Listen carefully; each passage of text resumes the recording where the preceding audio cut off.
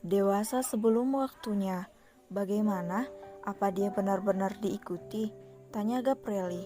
Benar Tuan Muda, sesuai yang kita perkirakan kalau Jegal mulai membuntuti Nona Lepi. Begitu keluar dari rumah, tapi untuk kali ini sepertinya Nona Lepi selamat karena anak buah kita tanpa sadar sudah memukul mundur orang itu. Gaprieli menarik napas. Sesuai tebakannya, Lepi pasti akan mengacau di rumahnya karena semalam mereka tidak pulang ke sana. Dan untungnya tadi Nur langsung menghubunginya untuk memberitahukan kabar tersebut. Gaprieli pun segera meminta Ares mengirimkan anak buahnya untuk mengawasi pergerakan Jegal. Apa kalian mendapatkan fotonya? Maaf Tuan Muda, kami gagal mendapatkannya. Jegal begitu cepat menghilang dari pandangan kami. Sepertinya dia juga sadar kalau sedang diawasi. Ya sudahlah, kalian tetap siaga. Jangan sampai kalian lengah mengawasi Lepi. Dia adalah poin terpenting untuk mengungkap identitas asli Jegal. Baik Tuan Muda. Gaprieli memutuskan panggilan tersebut setelah pembicaranya selesai. Dia kemudian duduk di meja rias sambil memikirkan sesuatu. Ada apa kak? Siapa yang diikuti? Gaprieli menoleh ke arah pintu kamar mandi di mana istrinya sedang berdiri sambil mengeringkan rambut panjangnya menggunakan handuk. Setelah semalam mengeluarkan semua beban yang dirasakannya, sikap Elia berubah total.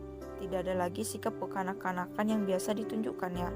Pagi ini, istrinya tiba-tiba menjelma menjadi sosok yang begitu dewasa, baik dari tutur kata maupun cara dia menghargai Gaprieli sebagai seorang suami. Lepi, dia diikuti oleh Jegal saat keluar dari rumah, jawab Gaprieli. Handuk di tangan Elia terjatuh ke lantai, begitu nama Jegal disebut. Gaprieli yang melihat hal tersebut segera berlari menghampiri istrinya. Dia lalu menggenggam tangan Elia yang sudah bergetar hebat. Tenanglah, tidak terjadi apapun padanya. Lepi baik-baik saja dan saat ini sedang menuju ke kantor untuk menemuimu. Kenapa dia mengikuti Kak Lepi, Kak? Bukankah Kak Lepi tidak ada hubungannya denganku? Tanya Elia dengan suara bergetar. Aku yang dia cari, tapi kenapa Kak Lepi yang dia incar? Untuk sesaat Gaprieli terdiam. Dia ragu untuk mengatakan pada Elia kalau sebenarnya dialah yang menargetkan Lepi menjadi umpan untuk membongkar identitas Jegal. Gaprieli takut kalau Elia akan marah jika mengetahui rencananya itu. Kak Iel, lebih baik kakak bicara jujur padaku. Kita sudah berjanji untuk saling terbuka, jadi Kak Iel tidak boleh menyembunyikan apapun dariku, desak Elia. Sayang, aku harap kau tidak marah setelah mendengar penjelasan dariku. Semua ini aku lakukan demi untuk membebaskanmu dari kejaran Jegal, ucap Gaprieli. Percuma Kak Iel, apapun yang akan kakak lakukan, aku akan tetap didapatkan olehnya, sahut Elia pasrah. Aku sudah melihat apa yang akan terjadi padaku nanti, Kak. Gaprieli terbelalak mendengar hal itu. Wajahnya langsung berubah panik. Sayang, apa maksudmu? Elia menghela napas. Sudah beberapa malam ini aku selalu bermimpi dimasukkan ke dalam sangkar emas yang sangat besar. Ada seorang pria yang wajahnya tidak terlihat jelas terus berlari mengejarku. Sejauh apapun aku bersembunyi darinya, dia tetap menemukan tempat persembunyianku. Itu artinya, sekeras apapun kakak berusaha melindungiku, pada akhirnya aku akan jatuh ke tangannya juga. Ini adalah satu kenyataan yang tidak bisa kita tolak. Kak Iel harus percaya itu.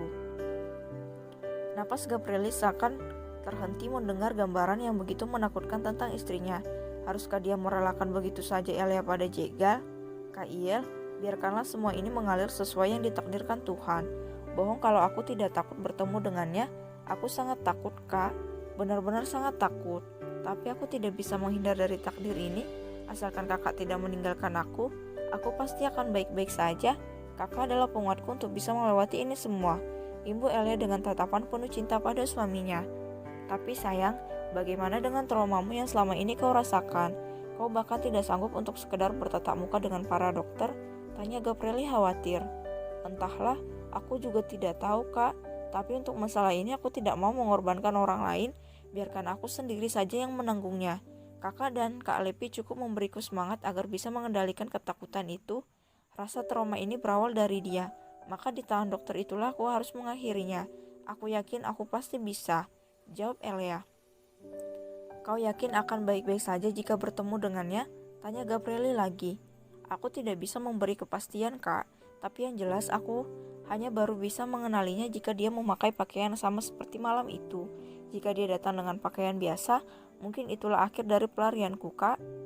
Grep. Elia tersenyum saat suaminya mendekapnya dengan sangat erat. Dia tahu suaminya ini sedang sangat gelisah, sama sepertinya. Sayang, aku tidak mau kau kenapa-napa, biar Lepi saja yang memancing bajingan itu. Aku tahu ini sedikit keterlaluan, tapi aku melakukannya demi kebaikanmu.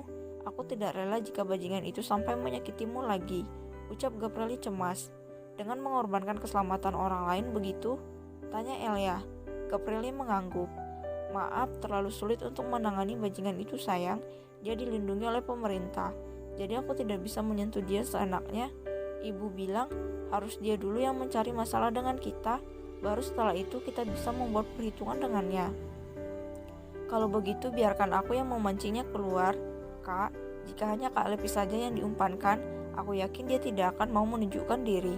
Tapi sayang, sudahlah, ini sudah siang, lebih baik kita segera berangkat ke perusahaan. Kakak perlu membahas masalah ini dengan Kak Lepi supaya dia bisa mempersiapkan diri. Karena bagaimanapun juga orang yang akan kami hadapi adalah orang yang sangat jahat, ucap Elia menyela perkataan suaminya. Gabrieli menarik napas dalam kemudian menghembuskannya dengan kasar. Dia melepaskan dekapannya lalu menangkap wajah Elia. Istriku sudah dewasa ternyata. Aku sudah lama dewasa sebelum waktunya, Kak, sahut Elia sembari terkekeh pelan. Gemas, Gabrieli segera meraup bibir mungil istrinya, mengabsen deretan gigi putih yang berjejer rapi di dalam mulutnya. Entahlah, perasaannya sedang tidak karuan, antara bangga dan juga khawatir, memikirkan istrinya yang akan menghadapi satu orang gila yang sangat berbahaya. Selain dewasa, istriku ternyata sudah sangat mahir membalas ciuman. Aku baru tahu, goda Gabrieli setelah ciuman hangat itu berakhir. Semua itu berkat ajaran suamiku yang rutin memberikan les khusus setiap malam, sahut Elia dengan pipi merona. Gabrieli tertawa, dia lalu mengiring istrinya untuk berganti pakaian. Gabrieli dengan telaten membantu mengeringkan rambut Elia sambil memperhatikannya yang sedang berhias. Jangan terlalu cantik. Aku tidak suka kamu menjadi pusat perhatian orang lain, sayang. Protes Gabrieli melihat Elia yang menjadi begitu mempesona hanya dengan make up sederhana. Aku justru bangga jika bisa membuat orang lain tak kuasa berpaling dari kecantikanku, Kak. Itu tandanya aku layak untuk menjadi istrinya Gabrieli, sahut Elia jujur. Sejak kapan istriku jadi genit begini, Tanya Gabrieli gemas. Sejak kita menjadi satu, jawab Elia kemudian berdiri menghadap ke arah suaminya. Baiklah Tuan Gabrieli, mari kita pergi mengguncang dunia. Izinkan sekretarismu yang cantik ini menunjukkan pesonanya pada semua orang. Setelah bicara seperti itu, Gabrieli dan Elia tertawa lepas. Elia benar-benar berubah menjadi pribadi yang sangat berbeda setelah dia mengungkapkan rahasianya. Dia merasa tak perlu lagi memakai topeng jika sedang bersama suaminya. Dan Gabrieli sendiri, dia merasa begitu bahagia dengan perubahan di diri Elia.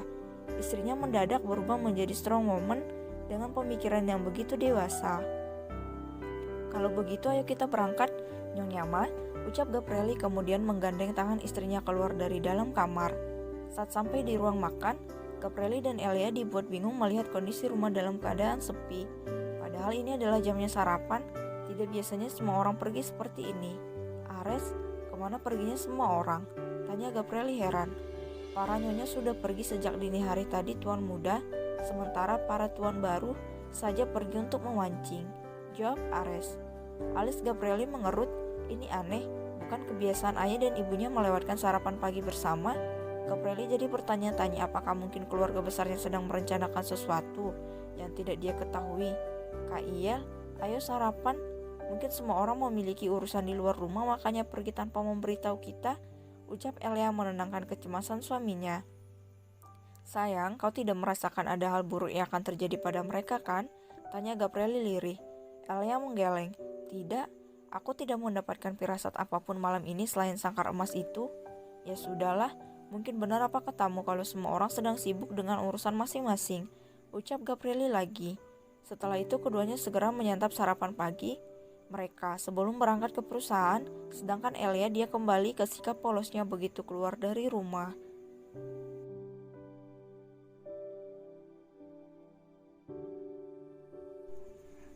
Rencana. Wajah Lepi langsung pias begitu mendengar penjelasan Gabrieli.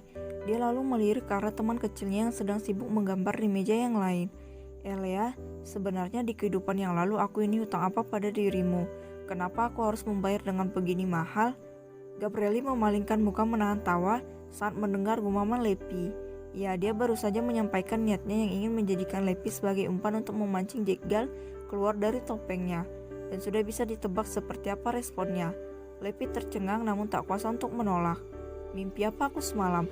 Kenapa bisa aku menjadi umpan untuk menangkap orang jahat? Apa kecantikanku ini sudah tak paripurna lagi? Sampai-sampai harus digunakan untuk hal berbahaya seperti ini? Gumam Lepi sambil menatap datar ke arah Elia. Sementara yang ditatap sibuk menuangkan idenya ke sebuah kertas. Sebenarnya jika dicermati dengan sangat teliti, gambar nyeleneh yang sering Elia buat adalah sebuah tanda. Gambar-gambar tersebut adalah sebuah perumpamaan dari setiap kejadian yang dia lihat dalam mimpinya. Contohnya anak ayam yang lehernya terjepit di dalam cangkang, itu menandakan jika dirinya tak bisa lepas dari suatu kejadian dan terus membelenggunya. Juga dengan gambar-gambar yang lain, tentang bibi suaminya yang terjatuh dari tangga, saudaranya yang berdarah-darah, dan juga satu kebakaran hebat di mana ada gerijali di dalamnya. Sayangnya tidak ada satupun orang yang menyadari hal tersebut, bahkan sampai hari ini. Ahem, berhenti meratap. Kau bersedia atau tidak? Tanya Gabrieli sambil menahan tawa. Bersedia saja kak, nanti dapat hadiah dari Kak Ielo, celetuk Elia. Lepi mendengus, ingin sekali dia menjitak kepala Elia setelah mendengar celutukannya. Hei kau makhluk kecil, tahu tidak apa maksud dari pertanyaan suamimu? Tidak tahulah, memangnya Kak Lepi tidak lihat kalau sejak tadi aku menggambar di sini? Jawab Elia dengan polosnya. Sudah tahu begitu kenapa asal menguap saja, ha? Tahu tidak kalau suamimu ini memintaku untuk melakukan sesuatu yang sangat berisiko? Teriak Lepi mulai naik darah. Melakukan apa memangnya kak? Tanya Elia pura-pura tidak tahu. Gabrieli hanya mengulum senyum melihat akting istrinya. Elia mampu memainkan dua kepribadian yang patut diacungi jempol menurutnya. Tanpa cacat, istrinya mengelabui semua orang dengan sikap dan tatapan polosnya. Akan sangat terkejut jika ada yang mengetahui seperti apa kepribadian Elia yang sebenarnya. Sudahlah, menjelaskannya padamu akan membutuhkan waktu berabad-abad lamanya. Lebih baik kau diam saja. Gambarlah semua imajinasimu yang aneh itu. Sungut Lepi. Dari tadi aku memang sudah diam kak. Kakak saja yang mengajakku bicara. Gumam Elia kemudian kembali asik menggambar. Lepi mendengus pasrah. Dia lalu menatap tajam ke arah Gabrieli yang seperti sedang menahan tawa. Untung saja istrimu itu banyak berguna untukku Gabrieli. Jika tidak, sudah kutenggelamkan dia ke dasar laut. Ucap Lepi dongkol. Oh iya, apa rencanamu dengan mengumpankan aku pada Jegal? Sebenarnya tidak hanya kau saja Lepi, tapi Elia juga. Dia, kau gila ya? Sentak Lepi. Elia itu menyimpan trauma, Gap. Bagaimana bisa kau juga mengumpankan untuk memancing keluar orang yang sudah membuatnya seperti itu? Tidak bisa. Aku tidak akan membiarkan Elia ikut. Masalah ini biar aku saja yang menanganinya. Sejenak Gabrieli merasa terharu akan kepedulian Lepi. Namun yang terjadi selanjutnya membuat Gabrieli menghela napas dalam sambil mengelus dada.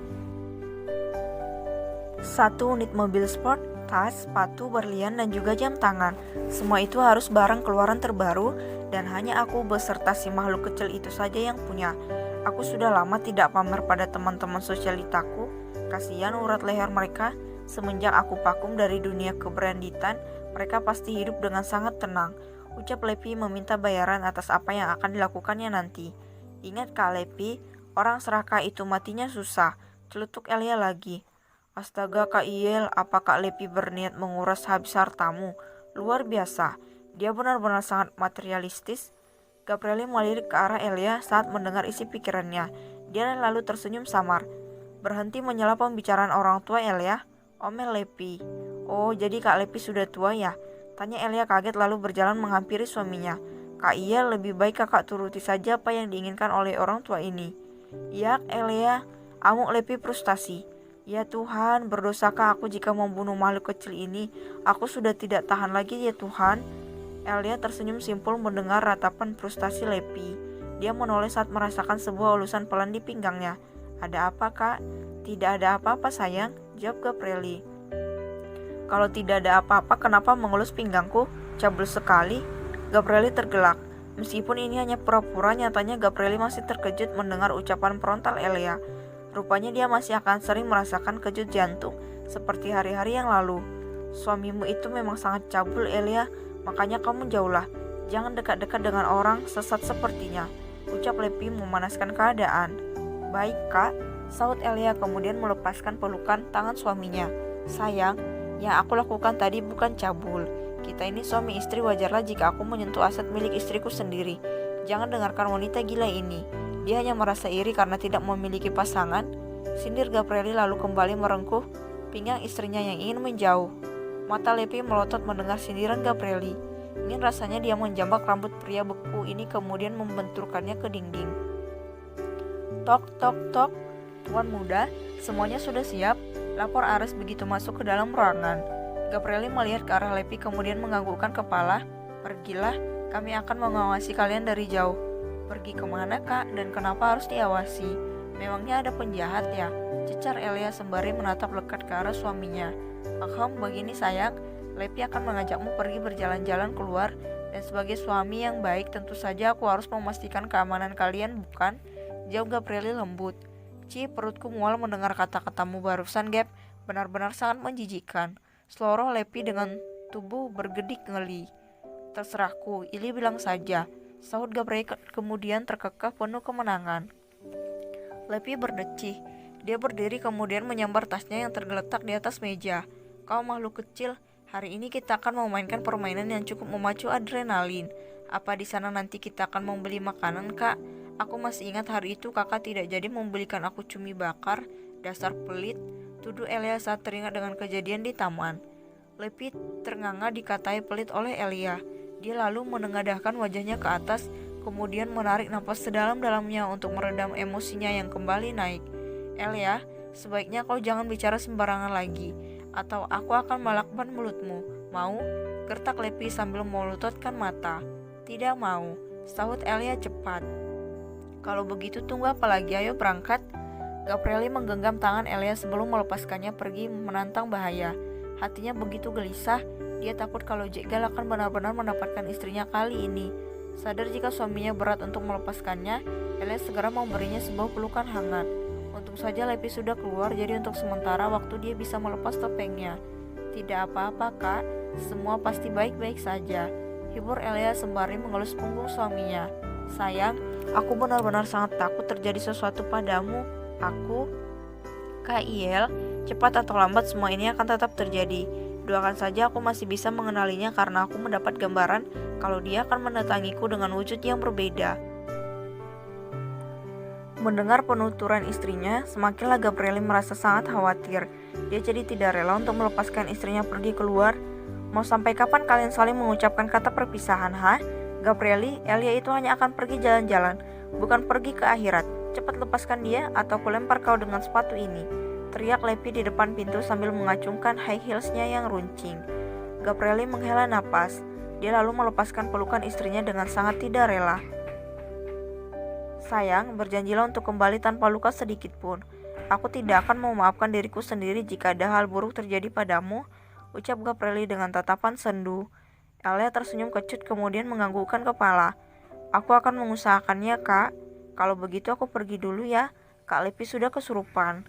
Gabrieli mengangguk. Dia lalu mengantarkan istrinya sampai ke depan pintu di mana Lepi masih berdiri sambil berkacak pinggang. Jaga istriku dengan baik. Lepi menatap dalam ke arah Elia yang sedang menatapnya dengan tampang polos. Sungguh, hatinya benar-benar sangat tidak rela membiarkan makhluk kecil ini ikut pergi menantang bahaya. Kau pastikan saja semuanya aman untuk kami, Gap. Dan juga tolong bergeraklah dengan cepat jika dia sudah muncul, sahut Lepi lirih. Siapa yang muncul, Kak? Tanya Elia ikut menimpali. Setan, jawab Lepi asal.